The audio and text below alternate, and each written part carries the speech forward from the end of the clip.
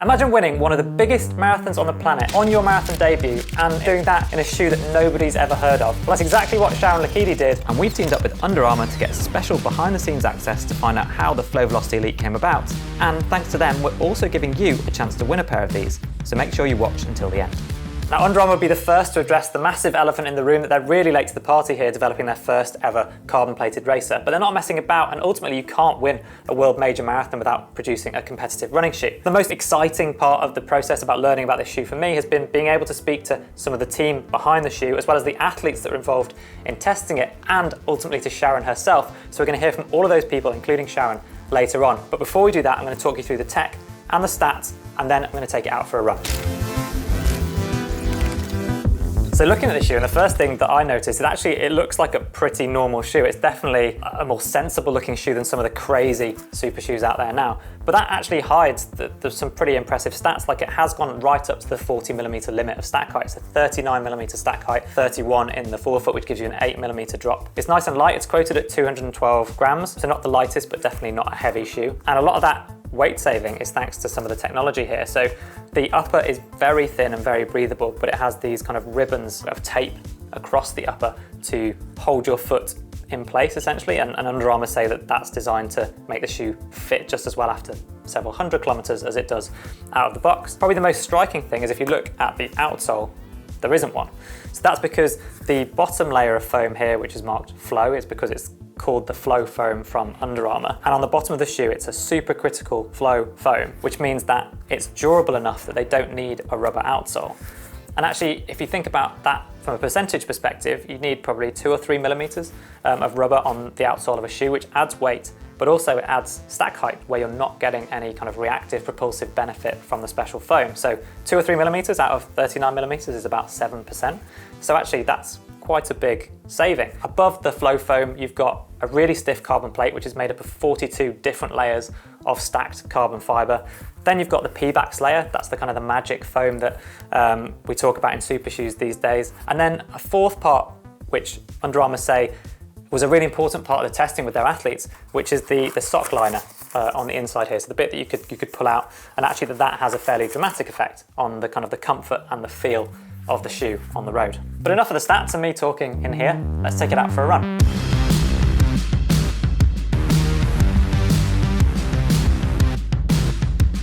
The early indicators on this run, so I started at a fairly slow warm-up jog pace, is that they immediately feel really stable, which is quite unusual actually.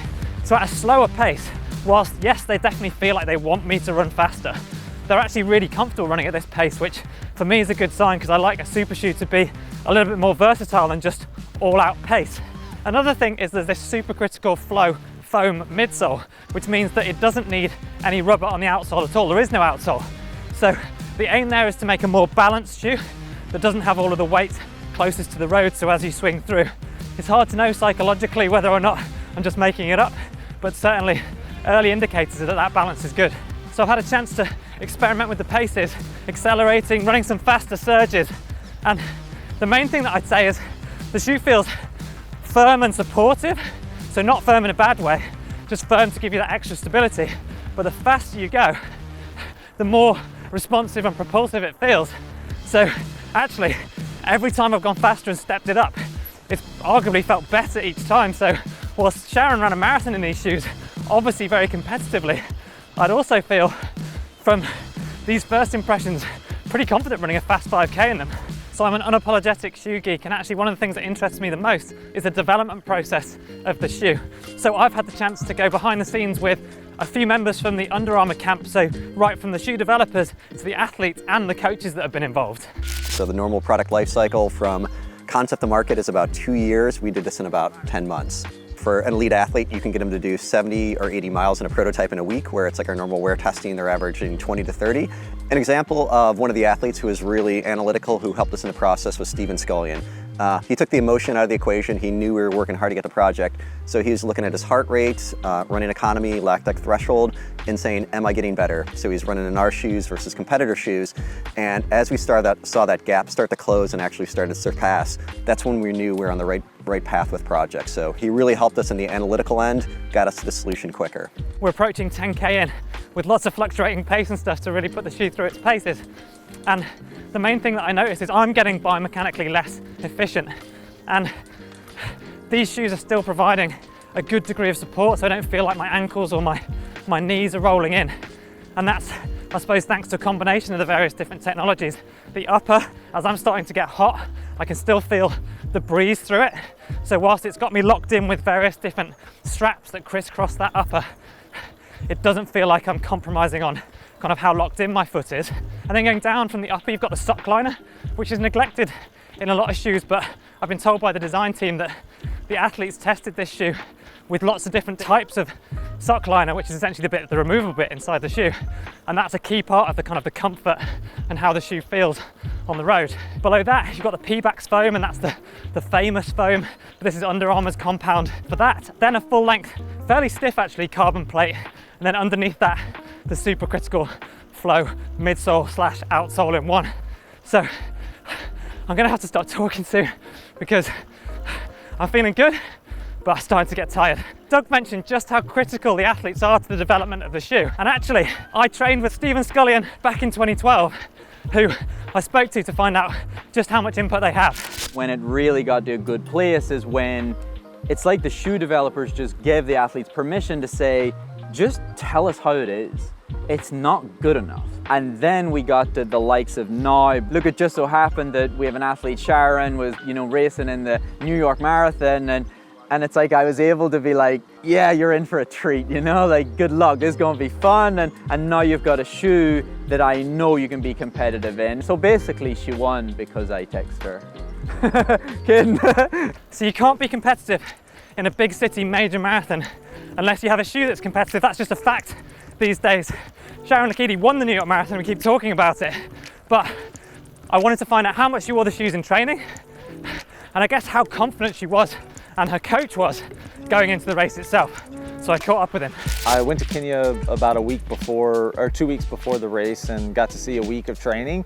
I was super impressed. I actually texted my agency group chat and said, I think she's gonna win. In the build up for the marathon, she was able to do quite a bit of training in the shoes. She went up to 40K in her long run before New York. Yeah, you're probably in the shoes, 2 to 3 times a week for the entire build up. She had pretty much tested every prototype that we had because, again, she's been with the brand, one of our longest standing athletes with the brand. So she's done a lot of testing. I remember the first pair she wore one time on Lake Mary and had to take them off during the workout and said, I can't even wear this shoe. So we've come a long way, yeah. Before New York, we knew the shoe was good. I don't think she thought for a second that she was at any sort of disadvantage going into that race. If anything, I thought she felt like she had an advantage because she felt like the shoe was so good. Okay, so how to summarize breathlessly as I come to the end of my run. I think the thing that struck me the most with these shoes is the versatility, the range of paces at which they feel good, they feel fast and supportive. That combination is pretty unusual. So I genuinely think they struck a great balance for a race day shoe to help you go faster on race day, that also is going to provide you with that extra support towards the end of the race as you get really fatigued. But as I completely run out of breath, I think it's time for me to get back into the studio because I've got a really important call to make. Okay, run done. And now I'm really keen to speak to Sharon and find out exactly what she thought about the shoes, whether they affected her confidence going into the race, and ultimately how she ended up winning one of the biggest major marathons in the world. You have to be friends with your shoe. You have to understand each other, get used to you. So it's just amazing having to build that relationship with your shoe as you train before you get to race day. I did a little bit over half of my long runs and workouts in those shoes. So the first time I got them, I was like very excited, I remember. And I'm like, I'm really looking forward to, get to wear these shoes. I think I did my first long run in them and I was like, whoa, okay. These are, game changers. I ran with them and I finished the long run. And then 2 days later, I'm feeling ready to go for my next workout. I mean, that tells you something, right? Having the shoe that is helping you with your recovery as you get prepared for the marathon. that's been a game changer. The end goal was like get into racing just to get how it feels, you know, running a marathon. Just sort of like I'm here to compete. I have the best shoe, I have the best support. So what's holding me back? I was like, before we left to the course, I'm like, okay, am I really going to do this? You know. Then we get to like, I think, was it 25 or 30K? And there was already a move being made and I was not with anybody.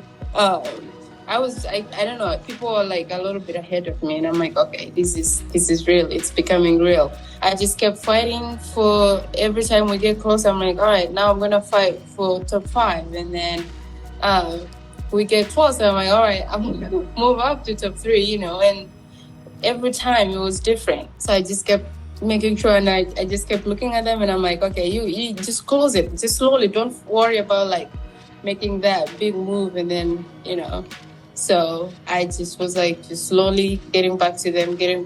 And then by the time we like got to them, I was like, okay, now you're here. So just hold on, just stay with them and don't worry about like, just sit. And then all of a sudden, one of us dropped and I'm like, oh God, I'm second now. Okay. And I'm starting to get so excited, but I'm also like, you know, stay focused. Come on, stay focused. I just kept going. And at this point, I was like so nervous too, and then I started looking back. I'm like, is she coming? You know, is she close to me? I look back and I'm like, she's far. And I was like, she's not going to catch me. Then I could see the tape and I'm like, I'm here, you know, I'm finishing it. And yeah, and crossed the line. And it was good. It was amazing.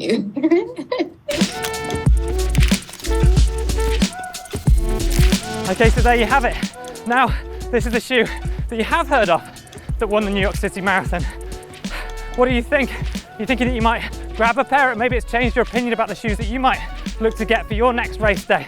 Let us know in the comments.